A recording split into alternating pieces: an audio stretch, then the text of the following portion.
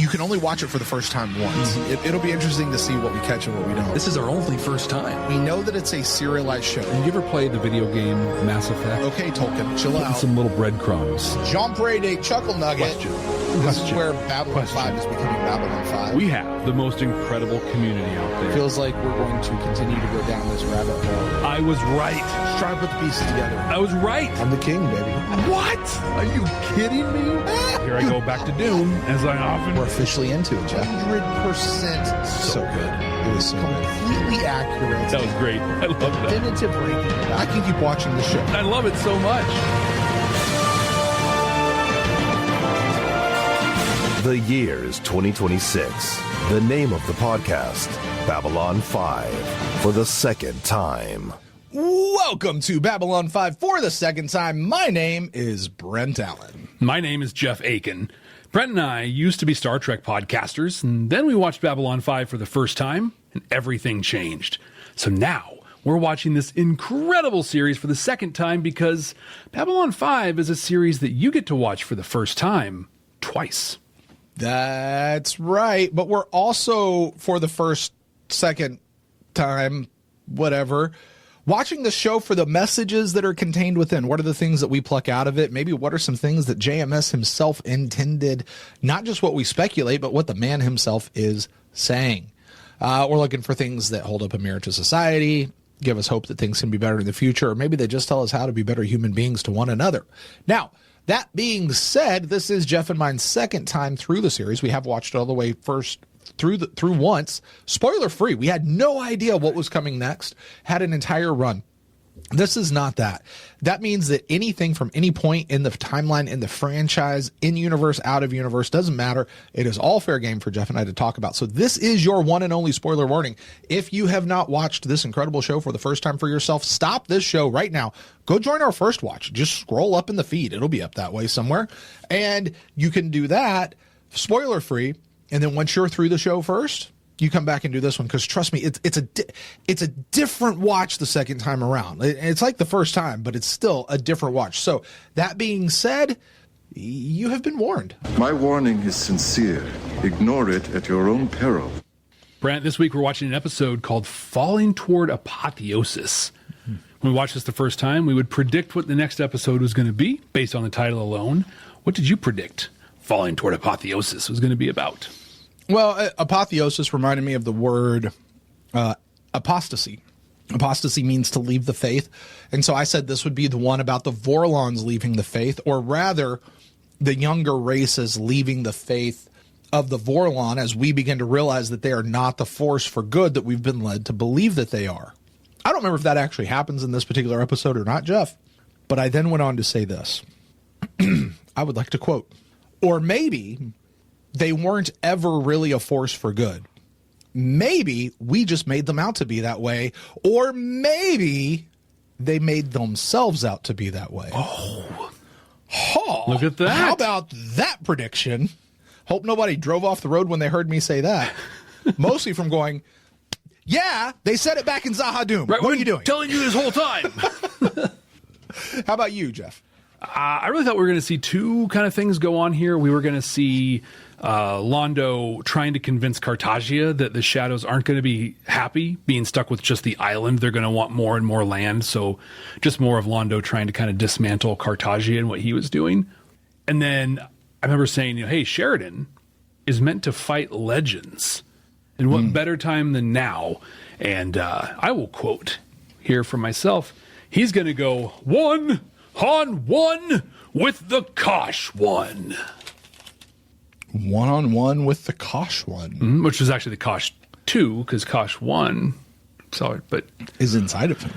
I was being, or at least a piece. I was being the rock. I'm such a great rock. So yeah. Yeah, I actually have a really great picture. The picture of him with the fanny pack, the necklace. Yeah. He's all. I did like, I'll have to find it. I did a side by side, had a fanny pack and everything. I mean, really, you can't tell the difference between the two of us. I have seen so many people do that particular look, like for Halloween or something like that. It's classic every time you do it. It's good. It's amazing. Perfect. Well, Jeff, that's what we predicted. Predictions are always fun, regardless if we get them right or not. But you and I did watch this one time before. Mm-hmm. Are you interested in what we actually thought once we had watched the episode? I really am. I am too, because I'll be honest, I'm sitting here right now in this moment. I still don't know what this particular episode was about. They all jumble together for me in this deal. So let's take a look at what we had said the first time around. Previously on Babylon 5 for the first time. Falling towards, help me out with this one, Jeff. You got this. I believe in you. Apotheosis. No. Apotheosis. I mean, really, how could you not love an episode that has Cartagia dusting the nose of a beheaded minister while Londo sits holding his nose in disgust? Because they have to reek. Does he really feel like he hears voices? I think he does. I think he does. Like, that was this whole thing. He was like, I was talking to Minister Degari here, and he had this great idea that we should do this. And it's like, oh, yeah, Your Highness, that's great. Well, let's talk about Londo's silver tongue. We have to remember you, Emperor. Remember your majesty. He wasn't even talking to Cartagia. He was talking directly to his ego. The plan is so brilliant. It puts Cartagia and Londo on Narn. Cartagia's going to get reefed, man. He's like, if I try and kill Cartagia here, me and Jakar will be dead in 2.2 seconds. This is his Kobayashi Maru, and he's kirking it by going in and changing the parameters of the game. Jakar's getting his eye plucked out. I just imagine that guy going home. His wife's like, how was your day? And he's like, yeah, I really don't want to talk about it. If you had to pull somebody's eye out right now, what would you do? I'd pray desperately. Neither you nor I ever know the answer to that question. Kosh 1 is now gone. For reals. And I'm kind of upset about it. This exit didn't seem worthy of the gravity of Kosh being there to me. I'm really over Garibaldi right now. Yeah. What I don't know about Garibaldi right now. What is talking? Is this actually Garibaldi, or is this whatever Psychor plopped into his head? Zach gets it. Even after he stormed out of the War Council, which I also get, Zach went after him and behind Garibaldi's back stood up for him. And I thought that was awesome. So Sheridan, people are looking at him like he's a freaking god. And he's like, I don't like it. I don't want to be that. And Lorien's like, you've got to be that. I know of another station captain who didn't like being a religious icon. When he leaves at the end, I don't think he's dying. He said, I gave him 20 years and then he will be no more. From the Old Testament, Enoch, the way it's phrased is he walked faithfully with God and then he was no more. And the implication being that he never died, he was just taken. We're closer to Sheridan becoming a god and having to leave his brand new wife and probably his new baby. I don't think we're going to see baby David on this show. And you were right. We're not going to see baby David in this show. Or grown David. We're not going to see David. We're going to hear his name. Yep. He's going to be talked about. Sheridan must be a god. Yeah. I don't remember that conversation. No? Yeah, I remember the whole thing, Lorien being like, "This, you have to embrace this. This has to be your thing." Yeah, I'm interested to see that. Also, here's what I'm excited then, just after coming off of that, is we get to see the 20-year thing. The birth of it, right? Mm-hmm. Yeah. And I've still got a few, I got a few questions about where it gets set up and how it comes and what's the what with how it's supposed to work. So I'm interested to see this time around, knowing what happens. I can be looking for it. So I liked our discussion on the, and then he is no more, because even when we get to Sleeping in Light, it's just, he stopped. That's it. Just, yeah. Boop. So yeah. Planting the seed for you. I mean, you guys correct me if I'm wrong. There was no body. He just went. Yeah. I think that is correct. So what do you say we dive into this one? Yes, I would like that very much. All right. Very good. Very good. We're about to dive into this episode literally right here. We're going to pull it up and we're going to watch it together with you. We'll talk about our responses to things, reactions to things, any messages that come up during the episode itself. We cut that up and edit it into a reaction style video for YouTube. If you want the full and the unedited version of it, you can see that a week ahead of the normal releases at our Patreon page, which is patreon.com/badnerds. And if you're listening to the audio podcasting app, you're going to hear that reaction. And then we're going to meet you on the other side where we will share our thoughts and talk about messages that we uncover. So, Jeff, Let's go watch an episode. Let's fall towards it. Accessing file. Oh. We're preempting your normal Babcom service to bring you another update. Right now, our greatest enemy is fear. The only thing to fear is fear itself. I need to get through. You can't save them all. I can try. You'll fail. To your point from last week when you're like, I wanted more of Sheridan and Lorien. This shows you there was a lot more of them. Give me the rest of that story. I want to know what that was like. I don't know that means that Sheridan's supposed to be a god and that people are supposed to treat him as such. Yeah, I don't think it means that. You know what I mean? People need something to believe in that will unify him. And I think it's that's And he'll Lorien. be that symbol. Yeah. And then I think for Sheridan, it's kind of that fight. There's the leader they need and the leader I am. And there's a gap between those, and I'm not comfortable with that gap. There is a kind of a common story we hear out of stuff like this of just, winning the war is much easier than managing what comes after the war. Yeah. You know what I mean? Like winning freedom for your country is a whole lot easier than leading your country in freedom. That's a whole different animal. And maybe those shouldn't necessarily always be the same people.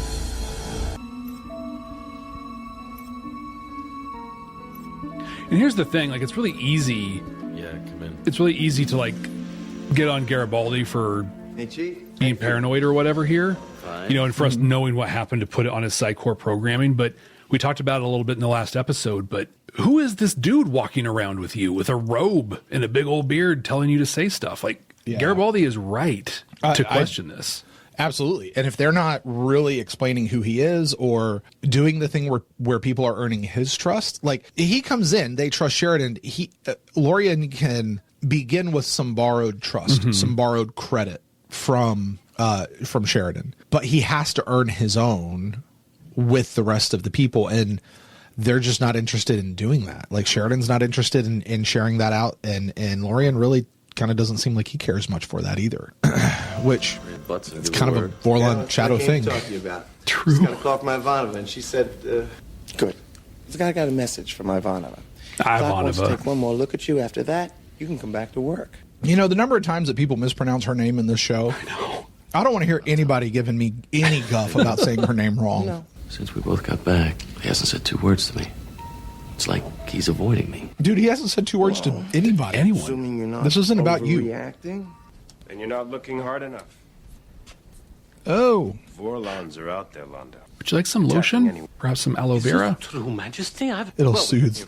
Get some aquifer. Associates hid many of their ships on distant worlds.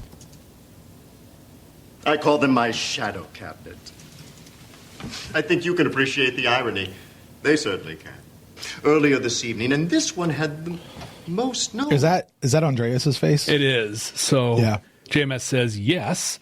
That's Andreas's head, which I personally moved over to where it would be beside Peter, who complained in jest that Andreas was stealing the scene from him again. So is it actually Andreas's head, or is it a mold of his head that they've made up? Like, is that really like Andreas, like with his neck in a table and they've made up his face?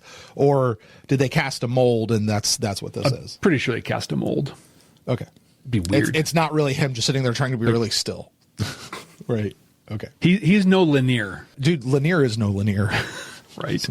You remember him, don't you? Always coughing, most distressing, but we finally cured it. Yes! You understand exactly. Snicks. So that moment right there, in filming this, they took many, many takes of this scene, and they did extras because it just wasn't clicking. It was just kind of blah, the whole thing. Okay. And then JMS runs over to catering, and he grabs a bowl and throws like gummy bears and Good and Plenties and just whatever stuff they have over there, puts it in a bowl and says, hey, just offer this to Londo. Like just some point, because he's like sitting with all these rotten, dead heads, and then just being like, hey, you want to eat some candy? Would push it to the next level. And then as they were doing it, they're like, well, they're not going to call it snacks. Like, what should we call it? Thus, Snicks. Snicks. All right. I will take it all with me in spirit. Don't send the ship. I mean, with his perspective, all of this makes sense. Like, I can see the string of logic. It's rooted in psychosis, but I can see it. This This actually, to me, harkens back to many ancient civilizations, the Egyptians and others who equate their leaders with actual gods. Some that are still even around today. One more thing I want to check, though. Oh, no, come on, man. I really hate that. It's not that. Do you know what a sigmoid is? You're ready to go back to work. Uh-oh. Yeah. I gotta say, that one scene was a better depiction of PTSD than the entire episode of The Long Dark. You mean Avalon? Both dealt with PTSD. I'd say Long Dark, because at least Avalon had a little more to it. I don't think I was thinking Long Dark for PTSD, but yeah. That's Amos, this whole thing. Especially the idea of masking, or Garibaldi's like, I got this stuff, it's weird, and it's messing me up, but I gotta keep showing up, I gotta stay good. The only thing that might be as terrible as losing you would be if you came back and could not forgive me, and I lost you again. You did what you thought was right. It's no excuse. I'm sorry, John. So of this, JMS says, yeah, Delen's done more than enough of this, oh, John stuff for my tastes. That's going to start to change. How does it change? So that's the thing. That's the thing. It doesn't. But I think his intent is for it to change. And when we start getting into atonement, when we start getting into the Minbari Civil War stuff, she steps into more of a... The Which leader is in just a couple episodes. Yeah. So we get more of the Delen, the strong Delen, instead of the O'John Delen. But that O'John Delen kind of becomes the status quo. Well, I mean, so we definitely have atonement, where she gets her own episode there. What was the other one you just mentioned? There's lines of communication, moments in transition come to mind. Oh, the Civil War, the Minbari Civil War. She steps into that. Meeting the Drock emissary and all that kind of stuff. And then she rallies the troops to create the ISA, right? Yep. Yeah, it's really her, Londo, and Jakar doing their thing, but she leads that. Yeah, she leads that. So, yeah, she does. I think the thing is so much of it, though, happens almost behind closed doors. Okay, so like atonement. The entirety of atonement is behind closed doors and doesn't affect everybody else going out there. And you know what it is? You know what I'm realizing? Because the Delenn I want is the one who comes in riding in the captain's chair going, that man is in front of me. You're in front of me and he's behind me. And if you want to live, be somewhere else. Like that, when you say that's going to change, that's the Delenn I'm thinking of. Yeah. Not atonement Delenn, which I love atonement. It's a phenomenal episode. Don't get me wrong. But it's still a different kind of Delenn, right? It is. I think it is. I'm trying to think if Delenn ever truly... There is the moment where she rallies the troops for the ISA. And she grows a backbone and just sticks it, right? When she reforms the Great Council, that's a good one. Yep. Yeah, I think the whole thing with her and the Drock was great. Yeah. But then, you know what I'm also left with? Sleeping in Light. Sleeping in Light was, no guff to her, but it was one big "Oh John" as far as Delenn's concerned. Yeah, I feel like that might be the strongest Delenn we ever see. No. How? Because she watches him go. Yeah. Oh John. Yeah, you're right. Actually, listen, especially and it's emotional and it's beautiful and it's heart tugging and it's "Oh John." And John's kind of a jerk to her. And she yeah. No, get off your horse. He is. No. He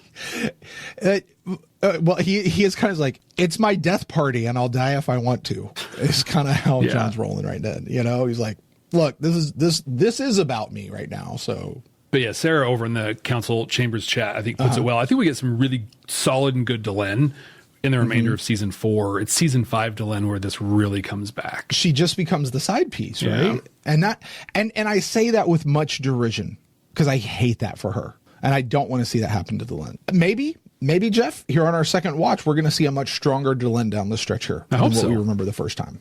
I'm counting on you, Joe. Counting on you. What about Epsilon 3? What about it? We have a whole planet underneath us that's never been touched by the shadow, so in theory, the Vorlon should leave it alone. Once again, we're mentioning Epsilon 3. We're keeping it at the forefront of our thoughts. We're saying that it's a thing. And it's going to turn out to be a big... And don't give me that it's the antenna that powers the whatever. That is minuscule to what they could be using Epsilon 3 for. Don't give me, well, it's what sent Babylon 4 back in time. That was one thing. They're talking about this post-War Without End. In real time, right now. Yeah. If it was done, then they shouldn't be talking about it right now. I can't tell you. So you're saying you can't trust me? No. No, that is now, not stop, what I'm saying. stop jumping. You No. don't know how telepathic the Vorlons are. I want the Vorlon gone. Fine. I'll just go up to him and ask him to leave. That'll work. Michael. No, it's all right. That's exactly what I want you to do. Look, he has got to know by now that we are planning to move against him, so let's give him what he expects. Then we can do what we have to do. Which is the part you can't tell me about? Do you want me to take a full tactical team? No. Just a few people you can trust. That's not enough. He'll wipe the floor with us. I'm willing to make that sacrifice. Yeah. Ooh. Yep. Yeah, even Dr. not- Franklin there's like, That's not going to go over well, man. I totally get what Garibaldi's feeling here. Yeah. Is it my imagination, or is Mr. Garibaldi crankier than usual? Yeah, well, he's been through a lot lately. He just needs a little time to settle in. Come on, Zach. Zach's a good friend, man. He really is. Especially when other people are not good friends in return. Yeah. You talk about that Lorien, how do we be better human beings I don't know if I can do to this one another another time. as a message? Zach. In a Babylon 5 full of Michael Garibaldis. Be a Zach. That's a t-shirt for you, Idea Fab. Another one, yeah. Dude, his hair is becoming more and more coiffed every episode. A little more hardcore. Right. I get why things go down the way they go down with the fight with Kosh, but it would be such great justice if Lita got to deliver the killing blow. Yes. That would have been awesome. Yes. Agreed. That music, the slow turn. You are facing Lucifer himself. Dude, that's not even like phasing him at all.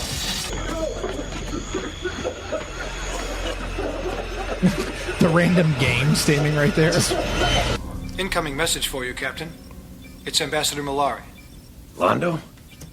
He's probably calling collect. He say what he wants. Negative. All right. Dude, that doesn't even hold up today, man. It doesn't, but it's so great. Our kids watch the show. They would have no idea what that means. I need a favor. You see, kids, back in the day, we actually used to have to pay for phone calls if they were over a certain distance. But what you could do is you could call collect, where the person who was receiving the phone call would have to pay, as opposed to you, the person who's making the phone call. And that's what that means. And because of that, we got Carrot Top telling us to dial 1-800-CALLATT. And just for the record, I did not just mansplain that. I just kidsplained it. Boomersplained it. There you go, Kidsplained yeah. it. There you go. Attacking every colony, every planet involved with the shadows? It's no rumor. Then could you tell me how far they are from Centauri Prime? The way they've been going now. So this is clearly people on two separate sides of the political table. You know, they're not sitting on the same side. They are across the table from each other, right? They are opposing political people. But at the same time, they are working together. But they are maintaining their sides. They're not coming buddy-buddy.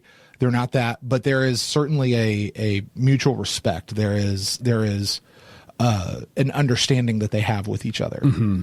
And I think this actually carries over into that future. You know, they have to be on each side that they're on. Yeah. But, you know, I don't know. I find this interesting in light of that.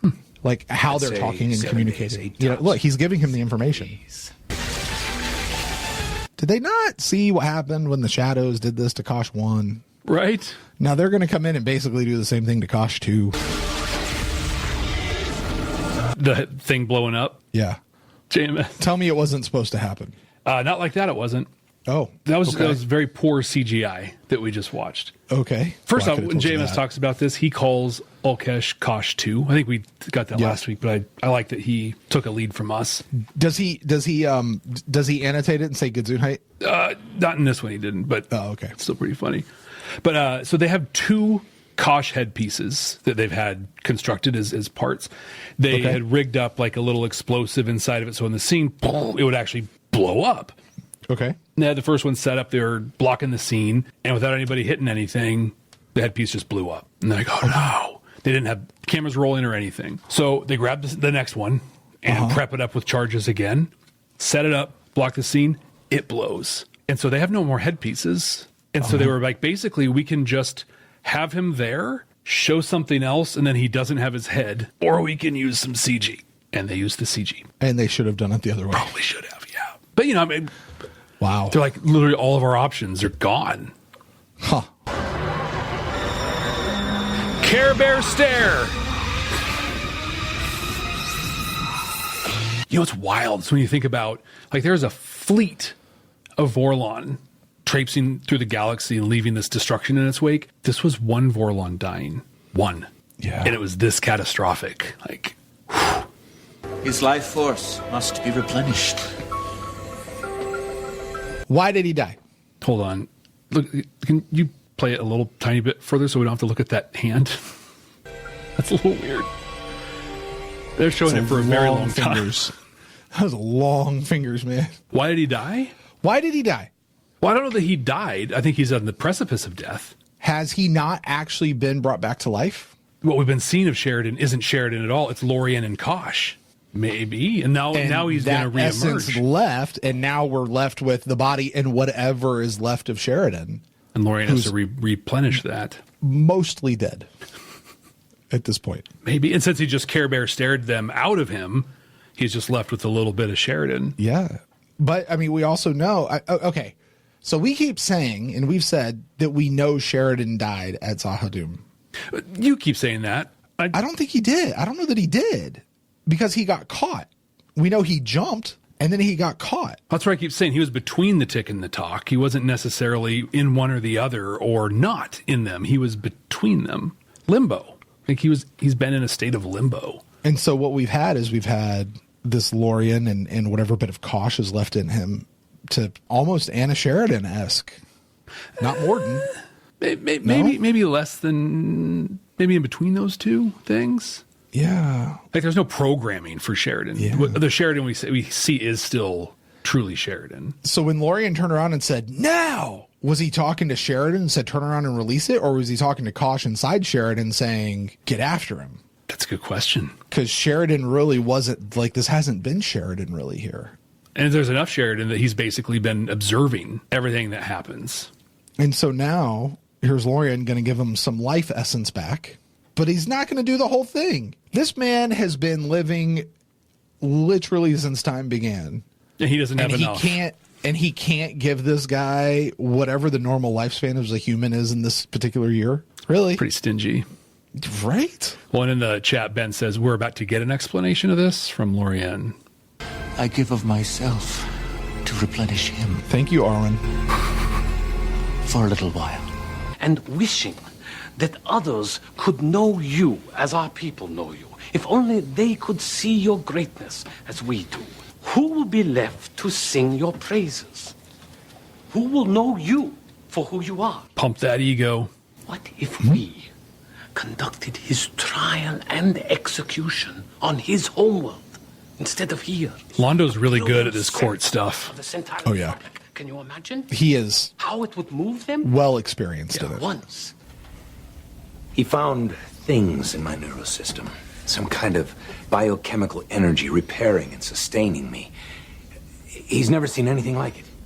I gave him back a portion. That was the Lorien and Kosh? Only a portion.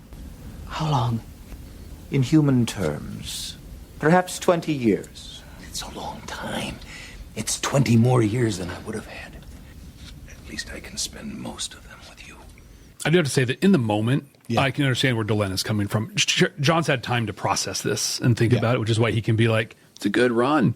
Delenn's floored. Like, you're going to die at least 20 years, if not more, sooner than I thought. We were going to have at least 40 years together. The fact that she sticks with this, I think, really bothers me. Because at some point, I feel you get to, would you rather have the greatest love you've ever experienced in your life for 2 days or never at all? She gets it for 20 years. Yeah. And I would hope, and this is, I mean, everyone has their way, but I would hope after thinking about it and processing it, that's where she would have landed. Let's make the most out of these 20 years. Let's enjoy every moment of them. You know, I'll tell you, I'm only in my mid-40s at this point. There's a bit about life that I've come to understand, and it's life works in seasons. There's a season to everything, and every season has its end, and that includes life itself, and that's okay. So I often think about people like Wolverine, if I can take a turn on you. Yeah. Right? These people with so-called eternal life. And what do we often see in fiction, in sci-fi? Oh, eternal life is a curse. because and what's the story? What's the story almost 100% of the time? Oh, I fell in love with this one girl or this one guy, and then they died, and I couldn't handle it, so I became very bitter and enraged, and or maybe it happened so many times, and I just got tired of losing. I feel like if you have an eternal perspective on things, you understand that for this season of my life, this person is here. And for this season of life, this person is here. And for this, you just understand that. And that's a part of how life goes. We can do that in our own lives. It is very rare that anyone is ever going to have a close friend from childhood all the way to death. Right. You have friends when you're a child. Those people move on. You have friends when you go to high school. Those people move on. You have friends when you go to college. Those people move on. You have friends when you go to your first place outside of college. And then when you move, and these are people that for the most part, once that time is done, you tend to lose contact. Occasionally you wind up keeping up with them here and there, but they're pretty much out of your life. They were your best friends for that season. Yeah. And very few people travel with you from season to season to season.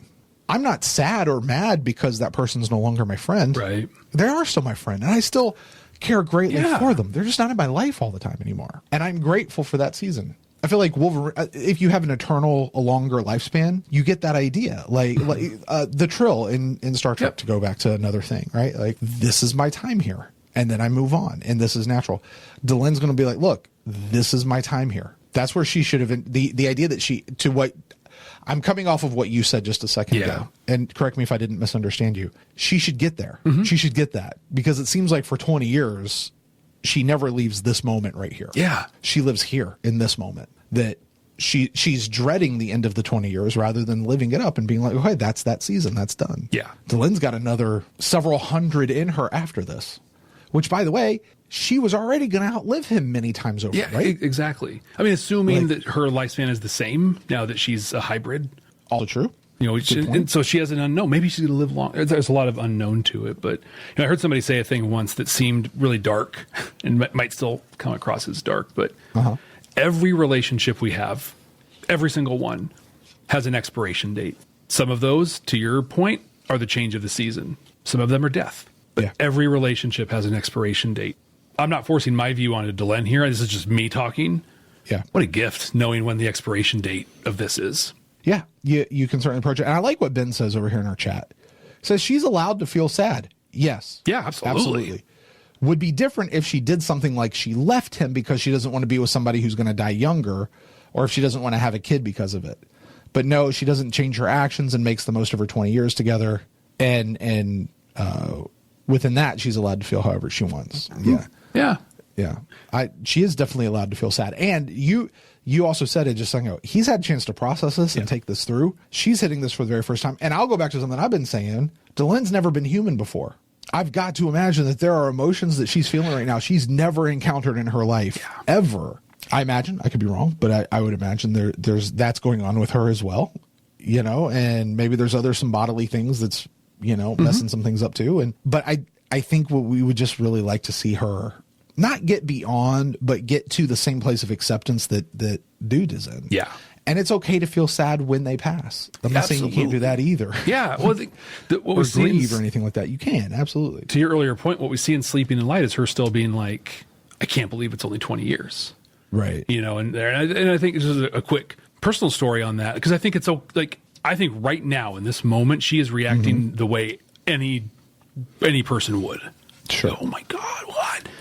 And then process and do things. But I remember it was April 1st, 2014. I showed up to work one day and then got news that my boss died overnight. She was incredible. Her name was Carolyn. Is an incredible human being. And it was devastating. I have a whole thing that I actually do about this, but I struggled. I remember it was April, so it was during Lent. And so at my church, we were doing Stations of the Cross, a thing that we talk about here. And so I was at Stations. And I could not stop crying. I was just like, I couldn't believe that she was gone. And being raised Catholic and being in a Catholic church, I'm like, if this is my true belief, shouldn't I be happy? Like, isn't this the goal? Live your life, pass on to the next. And I really struggled with that. And I talked to my priest, who's an incredible has a great pastoral touch. And he's like, well, yeah, you should be happy. And you should be sad. You lost someone who's a big deal to you in your life. You can be both. Right? And that was mind-blowing to me at that point, like to be both. And I think that's if I could wish something for Delenn, it would be that she's like, I'm so sad that I get just 20 years with you, and I am so grateful I get 20 years with you. And, you know, and if it feels like any dumping on Delenn or criticizing of Delenn we're doing here, I think it's less what she's going through in this moment. It's not that at all. Yeah. At that, right. It's not that. It's how at least you and I perceive her from our first watch. Mm-hmm.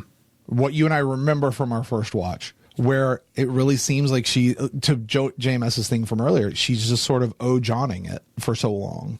And we want so much more for Delenn. Exactly. I think it comes from the place we want more for Delenn because we love her so much. I think is if we could and in the put that into that Council Chambers chat, they are rightly bringing up Tolkien, and because this is a thing that gets explored extensively.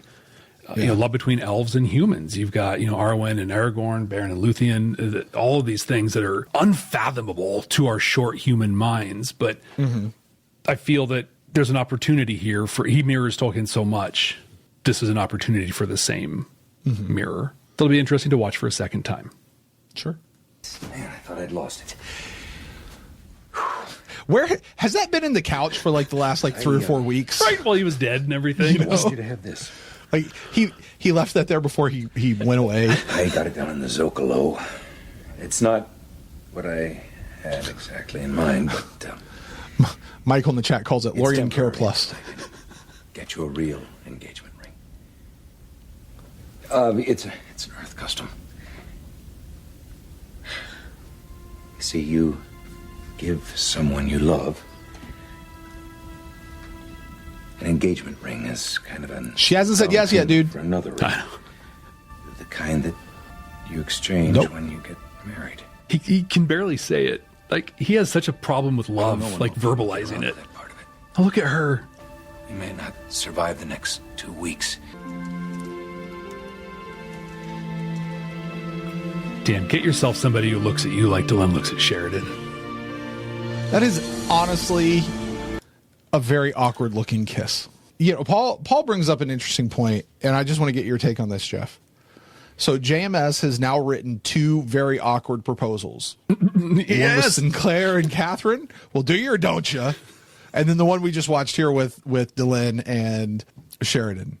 Which one was better? I think this one was better. This one was more touching, for sure. I think Sinclair's was very practical. Right. You know, this one, like, dude, I teared up. Like, you can't not feel the love between these two and what Sheridan just did. Especially because he's so clumsy and sloppy around expressing these feelings. It's so human. It's so male. Have I ever told you the story of my own engagement? You asking have. my wife to marry me. That's, I mean, I'm not sure that JMS could have done that one much better. I'm really not. I'll tell that story one day. Today is not the time. We'll tell that story one day. It's a good story. Yeah. It's a good story. Don't let me forget. I'll tell it to you guys sometime. I don't like the way he's looking at me. God. I'm trying to decide what to do about it. Would you care to make a suggestion? You feel like he keeps trying to trap Londo. Yep. He had a shot. He had a chance right there to point this in a different direction. But it was probably wise not to take it, maybe. So JMS says, would have been nice if Londo had at least tried to do something about the eye that did not see Cartagia's splendor. Oh. Tying it back to the prophecy. To be clear, he doesn't say this is the prophecy. He just points out that this is an eye that cannot see. That's fair. Did I tell you what? You can dig out an eyeball without him screaming. Whew. Oh, God, I can't even, just thinking about it. You know, if this was filmed in contemporary Star Trek, they would have shown the eye get removed. They did in one. They did. It's so gross. Oh, God. Brent, we just fell towards Apotheosis. I don't have anything from JMS that I wasn't able to bring up during the episode itself. Anything you want to talk about, or any messages you want to touch on? I think we hit everything during the episode itself. I think so too. Here's a question I do want to ask, though. Okay. Less about messages and just more story. All right. So we keep spinning around the circle of Sheridan and his 20 years. And did he die? Didn't he die? Where are we landing with this? Dude, this is the thing. Because Lorien, I think, gave such a JMS answer. He did. He was dying. He was dead. He did. Yeah. What? Well, which was it? Yeah. Yes. Exactly. Right. So I think this is what I think. It doesn't matter. He faced his trial. Mm-hmm. You know, he went into the cave to the tree on Dagobah, faced his thing, and is now coming out changed and redirected. I can accept that, but I will forever now look at this whole piece. Like, there's a piece of me that thinks that Sheridan might actually still be back on Zahadum, or at least was right up until the end of this. Yeah. A little bit.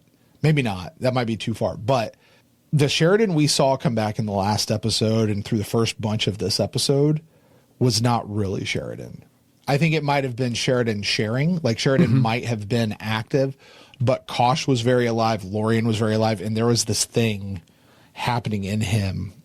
And when Lorien and Kosh left, whatever was left of Sheridan was not strong enough to survive on his own. Yeah.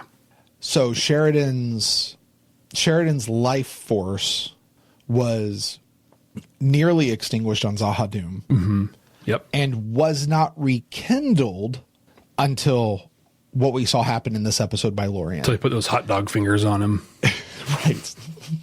The everything everywhere all at once fingers, yes. Right? But what we have seen, like what we saw of Sheridan back on Zahadum in the early episodes, that was happening in his mind. Mm-hmm. And what we saw of Sheridan in the last episode, in the first half of this episode, was basically Weekend at Bernie's Sheridan. Yeah, or you know, I like your kind of analogy where, like, there's a little bit of Sheridan, a little more Kosh, and a little more Lorien that makes who we saw. Right. And so, like, there's always that little bit of Sheridan in him the whole time. Not enough to exert control, as it were. Right. But enough to be like, I'm here. And I can influence. You almost feel like it's more of a Tok'ra symbiosis thing. Like, he's there, he's a part of it. He's probably very much not just willing, but he's a full participant with Kosh and Lorien inside this body, and they're hatching this plan, and they're hatching all this other stuff, and Big Lorien's over here doing something. I'm not really sure. You know, ancient wanting, right? Whatever that is. Or maybe it was Kosh. It was just Kosh in there the whole time he was really talking to, and so it was kind of Lorien and Kosh with a very little bit of Sheridan, and Lorien didn't pop in there till the very end or something. Yeah, something like that. But once that was out, then we had whatever was left of Sheridan after falling down the hole, and that's when he got his life force. Because I know there was questions of, like, when did the 20 years start? When did it come back? And we were like, no, it's after he almost gets killed. Like, they brought him back to life. He was going to be good. And then he almost gets killed again, and they have to do this other thing. And it's like, well, what's the difference there? Yeah. But I think in my head, this is kind of where it lands. All right. I like that. The physics of JMS on the show. All right. Well, speaking of physics, Jeff, there is something that you have to do that is at least metaphysical. And that is to take this episode and figure out where it belongs in our 100% completely accurate and definitive ranking of Babylon 5 Season 4. Watching it for a second time, because it's like for the first time in forever. We only have 3 episodes in, so you get to place this somewhere. We're still going to hang out in our top 5 anyway. But the way it goes right now, Whatever Happened to Mr. Garibaldi is top of the list, followed by Hour of the Wolf in last week's episode, The Summoning. Jeff, where does this episode get placed in the ranking? We've talked quite a bit about how these 6 episodes become a sextilogy or whatever sort of a thing. And we might as well just mush them all together and rank them as one thing.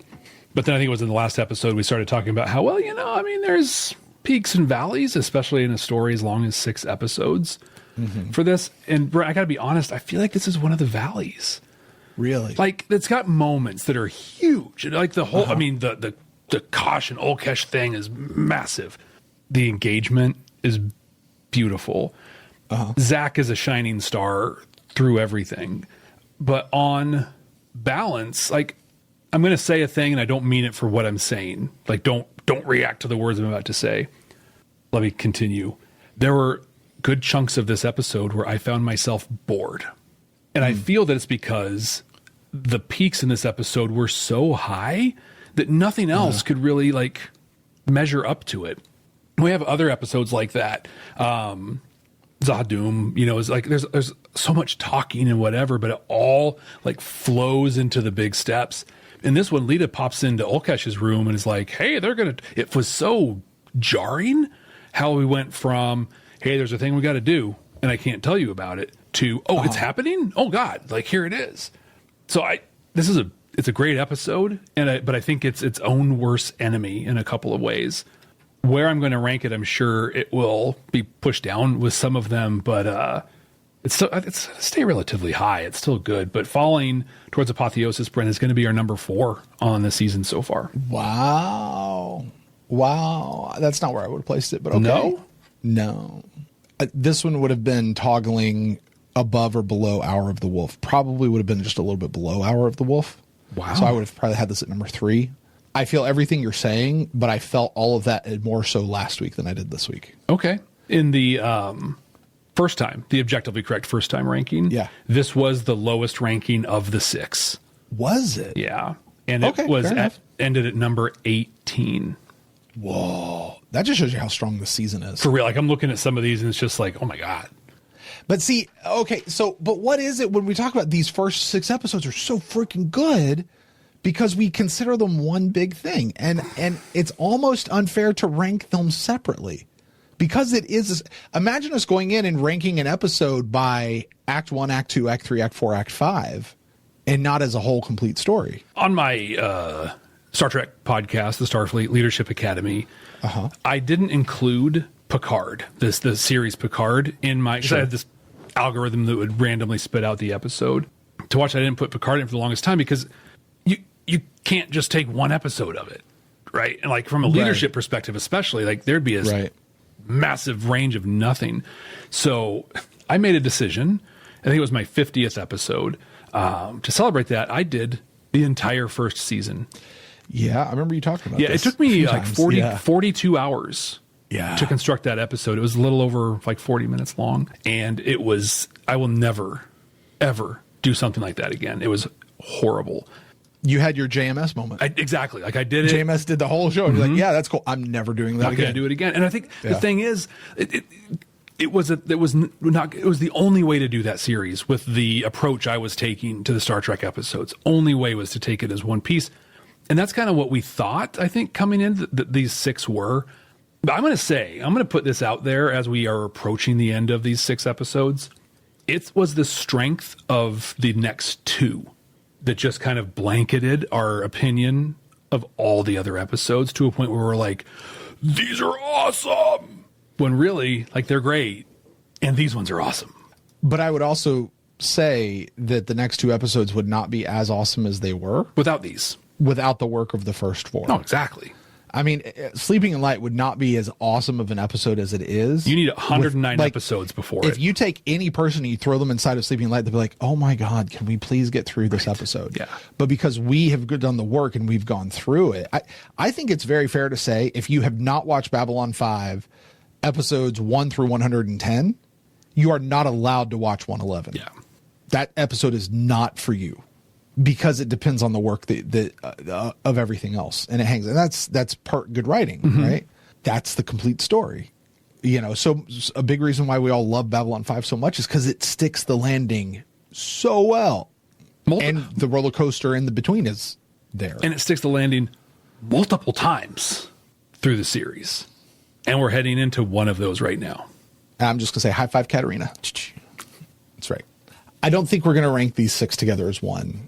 But I think there's an argument to say that we should. But I'm not going to say we're going to. That's our ranking, Jeff. It is. And that's going to do it, Jeff. For Falling Towards Apotheosis, next week, we are watching literally, I don't know why we're doing this again, the worst episode of the entire series in The Long Night. No, wait. That was The Long Dark. This is The Long Night. It's The Long something. No, it's not the worst. Jeff, what do you remember about this episode? The thing I remember the most about this episode has nothing to do with the episode itself, but it was a YouTube comment where somebody said something about, like, this is going back maybe end of season 3-ish, and they were like, well, this is something, whatever, in The Long Night. And I was like, oh my God. The Long Dark was such a bad episode. This has got to be, like, you've got to be joking that they went back to this construction. Like, The Long Night, is that even worse than The Long Dark? Like, come on. There's no way it would do this. I have to be honest that in the scope of these 6, these next 2 episodes are the exact same episodes in my head. Is this where they kill Cartagia? I think maybe it might be I don't remember. All I remember is I loved this episode, but I couldn't tell you a single specific thing out of it because I'd probably be talking about Into the Fire, but I might not be. What do you remember about this one? Same thing I remembered about the last 3 episodes. It's awesomeness. I couldn't tell you what happens. Is this the episode where Cartagia dies? Because in my head, that shouldn't happen until episode 6. I know. I think it might be 6. I don't remember. You know, I do know. I do remember that episode 6 is probably the single best 45 minutes of television I've ever seen. Yep. Potentially. It really is. And it couldn't be that without the work of episodes 1, 2, 3, 4, and 5. So what happens in this? This might be the episode where Cartagia dies. Maybe.